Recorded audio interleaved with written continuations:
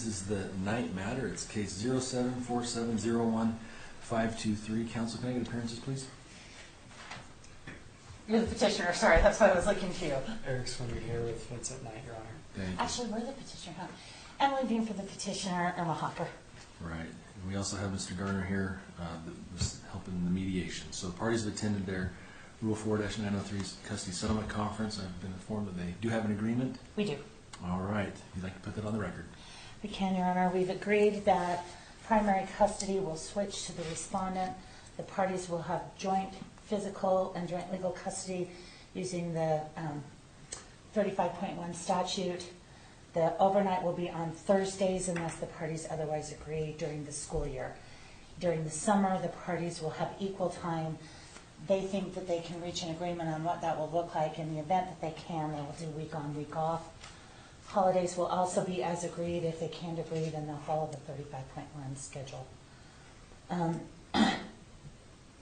The child will be enrolled in seminary at the new school.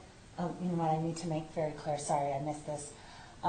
We're going to wait until the end of the school year to implement this, so the child's going to finish out the school year where he is, and then through this summer they'll do the week on, week off, unless they agree otherwise, and then they will actually switch the custody when school starts in the fall. So when that school starts in the fall, child will be enrolled in seminary for at least one semester. After that, they'll determine whether that should continue.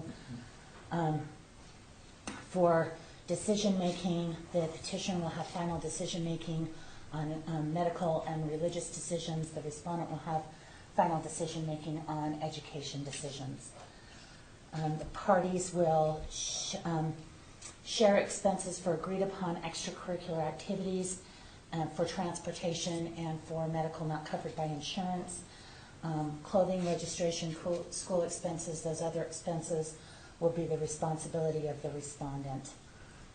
Child support will terminate for the respondent as of the end of May, so he'll pay while the child continues in mom's custody till the end of May. And then we've agreed that we will deviate downward from the guidelines and that no child support will be required. We've done that because the respondent makes substantially more income than the petitioner. The petitioner has 3 small children in her home, so there's a substantial credit for her for the children in her present home. And given the fact that child support would be around $100, that doesn't make a significant difference for the respondent. It does make a significant difference in her home, and he appreciated that that was the case and was willing to waive child support is not the correct term, but deviate downward from the guidelines. Okay. Each party will pay his or her own insurance premium. They are both insuring this child, and as I indicated, each party will pay half of the out-of-pocket medical. Both parties will be restrained from discussing financial issues with the child. There will be no disparaging comments about the parents or step-parents, and no discussion of any of the litigation. The parties have agreed that they will tell this child after they leave court today, they're going to take him out of school, sit down with him jointly, and tell him what the plan is so that he's aware of it. He's 15, almost 16, and he's waiting anxiously, and they want to be able to tell him in a way that is a good way, okay. Doesn't drop it on him. The evaluation costs will remain as previously ordered by the court. I think that's everything. Mr. Sweeney, anything else? Just a couple things to clarify. It was noted that they do provide the child with double coverage for health insurance purposes. Just to clarify, there won't be any reimbursement for those out-of-pocket costs related to the premiums, if any. My client will be the primary residential parent for school purposes, and when it comes to the decision of whether to keep him enrolled in seminary, there will be some deference, substantial deference either paid to the child, just in terms of making that decision of whether to have him continue. That's correct. Okay. Yes. All right. Thank you. All right. If that's the agreement, then I'll ask both parties. I'll first start with Ms. Knight, petitioner. You've heard the terms as outlined by the 2 attorneys as to the agreement? Yes. Okay. And do you understand those terms? Yes.